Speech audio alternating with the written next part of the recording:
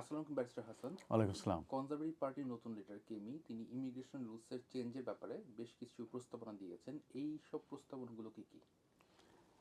Conservative পার্টির যে leader, ওনার নাম হচ্ছে কেমি।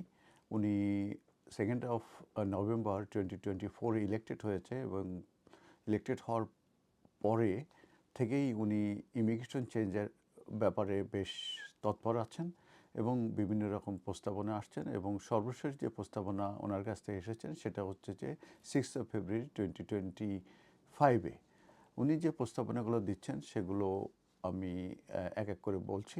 প্রথম যে প্রস্তাবনা উনি এনেছেন সেটা হচ্ছে যে নিউ কামার যারা তারা they should wait for 10 years to get indefinite leave to remain in the UK instead of 5 years এবং আন্ডার এই ইনডিফিনিট লিভ টু রিমেন স্কিমে।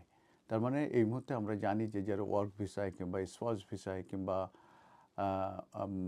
এই ধরনের যে ধরনের ভিসাগুলো আছে সেই ভিসাগুলোতে আসার পরে তারা 5 years পরে যে indefinite leave to remain in the UK পেয়ে থাকে, এই 5 years কে পরিবর্তন করে 10 years পরে ইনডিফিনিট দেওয়ার ব্যাপারে উনি প্রস্তাব রেখেছেন। সেকেন্ড যেটা হচ্ছে যে আফটার গ্রান্টিং আইএলআর আমরা জানি যে এখন এই মুহূর্তে যেটা আছে সেটা হচ্ছে 1 বছর পরে যে মূলত সিটিজেনশিপের অ্যাপ্লিকেশন করা যায়, সেক্ষেত্রে উনি পরিবর্তনের কথা বলেছেন যে আইএলআর পাওয়ার ডেট থেকে 5 years মূলত তাদেরকে অপেক্ষা করতে হবে, তারপরে তারা সিটিজেনশিপের অ্যাপ্লিকেশন করতে পারবে।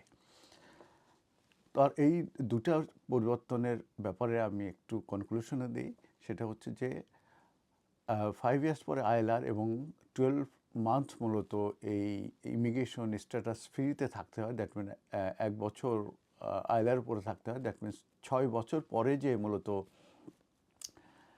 সিটিজেনশিপ অ্যাপ্লিকেশন করা যায় সেটা হয়ে যাবে মূলত 15 years। তার মানে 10 years আইএলআর পাবে এবং 5 years পরে যে সে মূলত সিটিজেনশিপের অ্যাপ্লিকেশন এলিজিবল হবে। দ্যাট মিনস এটা 15 years পরে যে এলিজিবল হবে ফর সিটিজেনশিপ।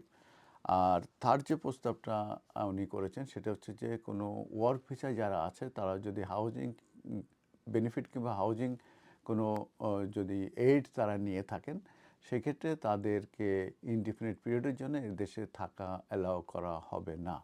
আর ফোর্থ যেটা উনি বলেছেন সেটা হচ্ছে যে এইসব অ্যাপ্লিকেন্টদেরকে অবশ্যই কোনো ক্রিমিনাল কনভিকশন থাকতে পারবে না।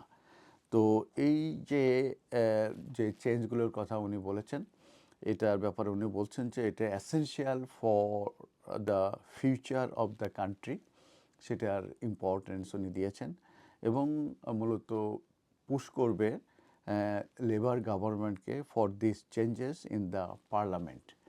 তো এটার যে রিজনিংগুলো উনি দিয়েছেন সেটা বলছে যে আমাদের যে নেট মাইগ্রেশন আছে সেই নেট মাইগ্রেশন অনেক বেড়ে গেছে এবং এই নেট মাইগ্রেশন বাড়ার পরিপ্রেক্ষিতে পাবলিক সার্ভিস যেগুলো আছে সেগুলো মূলত কোঅপ করতে পারছে না এই with the numbers of the people they serve.